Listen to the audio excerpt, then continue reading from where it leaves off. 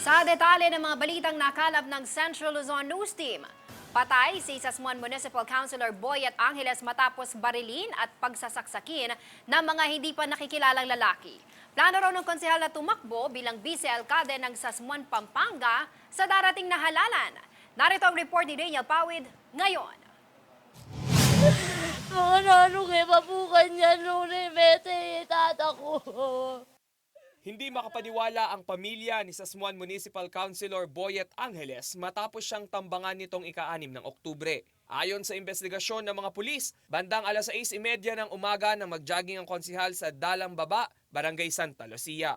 Masaya sila nagkukwentuhan, then di nila akala nila nagbibiro lang, may lumapit sa kanya na bigla na lang siyang sinunggaban. Nakikipagkwentuhan pa raw ang konsihal sa mga kasamang nagja-jogging nang may humintong motor sa kayang dalawang lalaki. Lumapit ang isa sa kabinaril at pinagsasaksak si Angeles.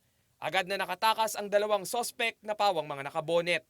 Iniwan ng mga sospek sa lubaw ang ginamit na motor ngunit wala itong plaka. Sumakay ang mga sospek sa puting Montero na may plakang PVI 252 at may convoy na Innova na wala ring plaka at conduction sticker. Nakuha naman sa crime scene ang isang empty shell ng bala ng 9mm na baril at face mask na posibleng pag-aari ng isa sa mga sospek. Agaw buhay na nang ihatid si Konsehal Boyet sakay ng tricycle sa Florida Blanca Doctors Hospital. Sa ulat ng pulis, nagtamo si Angeles ng 2 tama ng baril at 8 saksak. Napuruhan daw ang dibdib nito. Pasado 11:00 ng umaga nang ideklara itong patay. Kasalukuyang nakaburo lang biktima sa Kapilya de San Roque sa San Nicolas II sa Sasmuan, Pampanga. Patuloy naman ang investigasyon ng mga otoridad sa naturang insidente. Samantala, iniuugnay naman ng naiwang pamilya ni Angeles ang napipintong pagtakbo nito bilang vice-alkalde na motibo umano sa nangyaring pamamaslang.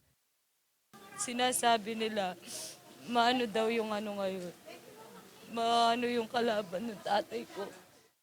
Sinasabing ang pagpatay kay Angeles ang kauna-unahang kaso sa Sasmuan ng pamamaslang sa isang opisyal.